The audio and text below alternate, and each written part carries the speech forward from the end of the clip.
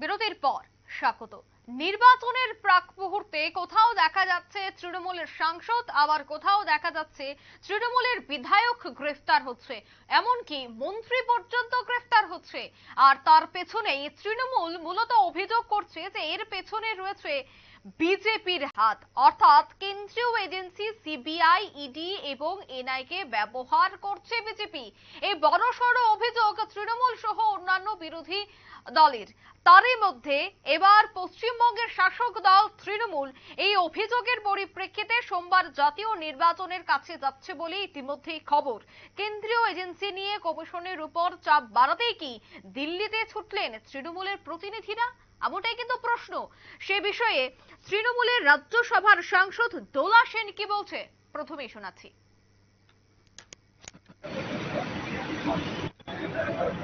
10 জনের প্রতিনিধি দল যাচ্ছে, আমাদের বর্তমান এবং প্রাক্তন এমপি মিলিয়ে 10 জন। আপনারা এখানে দেখতে পাচ্ছেন বিবেক গুপ্তা, অর্পিতা ঘোষ, আমি, শান্তনু সেন, আবির বিশ্বাস, আর বাকিরা ইতিমধ্যে হয়তো আরো আগের ফ্লাইট ধরে কলকাতা পৌঁছে গেছে, দিল্লি, কলকাতা থেকে দিল্লি পৌঁছে গেছেন। ডেরেক ওব্রায়েন, সাগরিকা ঘোষ, সাকেত গোখে, নাদিমুল হক এবং আরো একজন আছেন আমাদের দলে, না সামিলও যেতে পারছেন না, সুদীপ রাহা। এই 10 জনের টিম আজকে ইলেকশন কমিশনে যাচ্ছে। আপনারা জানেন যে আমরা গত সপ্তাহে শুক্রবার এবং সোমবার দুবার আমরা 4 জন এমপি এবং একজন মন্ত্রী ইলেকশন কমিশনের কাছে গেছিলাম, এবং বারবার আমরা যেটা বলছি, গত সপ্তাহেও আমরা সেটা দুবারই লিখিতভাবে এবং মৌখিকভাবে যখন অ্যাপয়েন্টমেন্ট দিয়েছে, আমরা সরাসরি ইলেকশন কমিশনের 3 জনের যে বেঞ্চ তাদের জানিয়েছিলাম যে অত্যন্ত অন্যায়ভাবে এই ভোট চলাকালীন মডেল কোড অফ কন্ডাক্ট যখন আছে তখন অত্যন্ত অন্যায়ভাবে, সচেতনভাবে একমাত্র তৃণমূল কংগ্রেসের ক্ষেত্রে বাংলায়, অন্যত্র যারা বিরোধী তাদের ক্ষেত্রে সিবিআই, ইডি, ইনকাম ট্যাক্স এবং বিশেষ করে এনআইএ কে, এই এজেন্সিগুলিকে বিজেপি সরকার, কেন্দ্রের সরকার কাজে লাগাচ্ছে।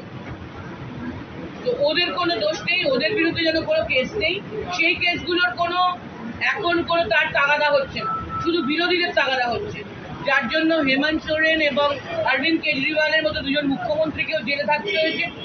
দিল্লিতে তো উপমুখ্যমন্ত্রীও জেলে, আমাদের এখানেও একই অবস্থা। এবং সমস্ত বিরোধীদের ক্ষেত্রে ওরা টার্গেট করে করে শুধু জেলেই পাঠাচ্ছে না, আমাদের নেতৃত্ব এবং কর্মী বন্ধুদের অনেককে ওরা এনআইএ দিয়েও গ্রেপ্তার করে তুলে নিয়ে যাচ্ছে। বহুদিন আগে, ধরুন 22 সালের কেস পূর্ব মেদিনীপুরের, ঠিক 24 সালে ভোটের আগে মনে পড়লো এনআইএ যে গ্রেপ্তার করতে হবে। এটা কখনোই এথিক্স তো বাদ দিন, আইনও হতে পারে না। এটা পুরো বেআইনি এবং অন্যায়, যেটা হচ্ছে সেটা অন্যায়। এবং সেটা আমরা ইলেকশন কমিশনকে পরিষ্কার জানিয়েছিলাম গত সপ্তাহে দুবার, যে সমান মাঠে খেলা চাই। বিজেপির মাঠটা সমান করা আছে আর আমাদেরটা উঁচু নিচু এবড়ো খেবড়ো, বা বিজেপি অনেক আগে থেকে স্টার্ট করছে, আমরা অনেক পেছনে বিরোধীরা, এটা হতে পারে না।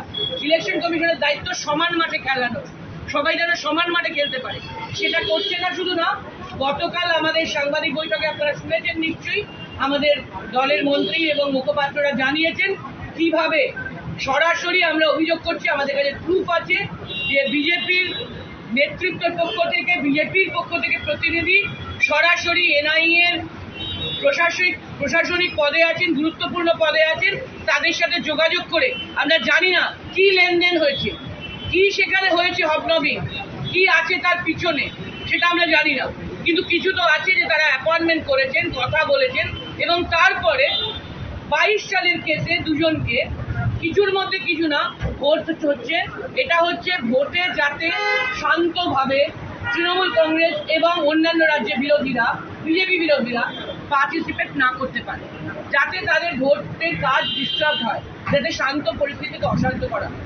যদিও আমরা মনে করি এইসব করে কিছুই করতে পারবে না, এসব যত করছে তত বিজেপিরই ক্ষতি বাড়ছে। আমরা মনে করি পৃথিবীর ইতিহাস বারবার প্রমাণ করেছে, কুৎসা, অপপ্রচার, ষড়যন্ত্র, মিথ্যা, অন্যায় এবং এই ধরনের ষড়যন্ত্র সাজিশ তানাশাহী, হিটলারশাহী, তুগলকশাহী কখনো শেষ কথা বলে না। এভাবে যে এনআইএ দিয়ে আমাদের কর্মীদের তুলে নিয়ে যাওয়া হচ্ছে, এটা শেষ কথা বলবেন না। এই অন্যায় শেষ কথা বলবে না। শেষ কথা বলবে সত্য, শেষ কথা বলবেন ন্যায়, শেষ কথা বলবেন মানুষ। আপনারা 21 সালে দেখেছেন মানুষ এবং মানুষের নেত্রী বাংলায় শেষ কথা বলেছিলেন। 24-এও দেখবেন বাংলা এবং দেশেও মানুষই শেষ কথা বলবেন। এটা আপনারা আবারও প্রমাণ পাবেন, দেশের মানুষই সেটা প্রমাণ করবেন এবং সেটা বিজেপিও প্রমাণ পাবে। তবুও এই অন্যায় হচ্ছে। ইলেকশন কমিশন একটা নিরপেক্ষ জায়গা, তাই আবারও আমরা আজকে 10 জনের প্রতিনিধি দল তৃণমূল কংগ্রেসের পক্ষ থেকে, অল ইন্ডিয়া তৃণমূল কংগ্রেসের পক্ষ থেকে যাচ্ছি দিল্লিতে ইলেকশন কমিশনের। আপনারা শুনলেন দোলা সেনের বক্তব্য। সেই বিষয়ে বিস্তারিত জানবো। টেলিফোন লাইনে রয়েছে বিশিষ্ট সাংবাদিক অঞ্জন শুক্ল। অঞ্জন বাবু, এই যে একের পর এক অভিযোগ করছে তৃণমূল, তারা বলছে যে বিজেপি ব্যবহার করছে কেন্দ্রীয় গোয়েন্দা সংস্থাকে। কখনো দেখা যাচ্ছে সিবিআই, কখনো দেখা যাচ্ছে ইডি, তারা বিভিন্ন জায়গায় তল্লাশি চালাচ্ছে এবং সেখানেই একেবারে বেনজির ভাবে গ্রেফতার করছে নেতা নেত্রীদের, এমনকি বিধায়কদের। কি বলবে? দেখো, আজ সোমবার ইলেকশন কমিশনের সঙ্গে দেখা করতে কলকাতা থেকে দিল্লির উদ্দেশ্যে রওনা দিতে বিমানবন্দরে পৌঁছানে তৃণমূলের একটি প্রতিনিধি দল। এদিন কলকাতা বিমানবন্দরে দাঁড়িয়ে রাজ্যসভার সাংসদ দোলা সেন জানান, প্রাক্তন ও বর্তমান সাংসদ মিলে মোট 10 জনের প্রতিনিধি দল ইলেকশন কমিশনে যাচ্ছেন। তিনি বলেন, গত দুদিনে তৃণমূলের 4 জনের প্রতিনিধি দল ইলেকশন কমিশনের কাছে গিয়েছিলেন। তৃণমূলের পক্ষ থেকে বারবার লিখিত এবং মৌখিক ভাবে ইলেকশন কমিশনের 3 জন যে ডিভিশন বেঞ্চ রয়েছে সেই বেঞ্চকে জানিয়েছিলেন, অত্যন্ত অন্যায়ভাবে এবং ভোট চলাকালীন ভোট অফ মডেল কন্ডাক্ট আছে, তখন অত্যন্ত অন্যায়ভাবে বাংলায় তৃণমূল কংগ্রেস এবং অন্যান্য জায়গায় বিরোধীদের বিরুদ্ধে সিবিআই, ইডি, আয়কর ও বিশেষভাবে এনআইএ এজেন্সিগুলোকে বিজেপি সরকার ব্যবহার করছে। বলা যেতেই পারে যে পরপর যেভাবে মন্ত্রী গ্রেপ্তার হচ্ছে, মন্ত্রীদের বাড়িতে তল্লাশি চলছে, এই ভোটের আগে তৃণমূল অনেকটাই অস্বস্তিতে পড়েছে। সেই অস্বস্তি কাটানোর জন্যে তারা কিন্তু এবার দ্বারস্থ হচ্ছে নির্বাচন কমিশনের কাছে। কারণ একটাই, তাদের দাবি যে এখন ভোট ঘোষণা হয়ে গিয়েছে, নির্বাচন আসন্ন, এখন যারা প্রার্থী হচ্ছেন তাদের বাড়িতেও, তাদের অফিসেও ইডি হানা দিচ্ছে, কখনো সিবিআই হানা দিচ্ছে। তাদের দাবি ভোট হওয়ার পর যেন এই কাজগুলো করে। এবং অন্যদিকে বিরোধীরা বলছে যে এই যে সমস্ত কেসগুলো রয়েছে এগুলো কিন্তু অনেক আগের কেস, সেই মোতাবেক তারা তদন্ত করছে। কোনোটা করছে হাইকোর্টের নির্দেশে, কোনোটা করছে সুপ্রিম কোর্টের নির্দেশে, কোনোটা আবার ইডি গিয়ে হাঙ্গামা জড়িয়ে পড়েছে বা ইডির উপর হানা দিয়েছে, আক্রমণ হয়েছে, সেই সমস্ত ঘটনা তদন্ত করছে। কিন্তু অন্যদিকে তৃণমূল কিন্তু বুঝতে পারছে তাদের পায়ের তলায় যে মাটি সরে যাচ্ছে, আর এটাকে যদি কাজে লাগায় বিরোধীরা, সেক্ষেত্রে তৃণমূলের অবস্থা কিন্তু খারাপ হতে পারে। তাই জন্য আজ দোলা সেনের নেতৃত্বে একটি প্রতিনিধি দল দিল্লির উদ্দেশ্যে রওনা দিয়েছে। তারা গিয়ে নির্বাচন কমিশনকে বলবে যে এখন ভোটের সময় কাউকে যেন গ্রেপ্তার করা না হয় বা কারুর কাছে গিয়ে যেন তদন্ত না করা হয়, আপাতত তদন্ত বন্ধ করে রাখার জন্য তারা আবেদন জানাবেন। একদমই, ধন্যবাদ অঞ্জন বাবু। অর্থাৎ নির্বাচনের সময় যেন কাউকে গ্রেফতার না করা হয়, কোনো জায়গায় যেন তল্লাশি না চালানো হয়, তার জন্যই নির্বাচন কমিশনের দ্বারস্থ হচ্ছে ইতিমধ্যেই তৃণমূল। নিয়ে নিচ্ছে ছোট্ট একটি বিজ্ঞাপন বিরতি, সঙ্গে থাকুন।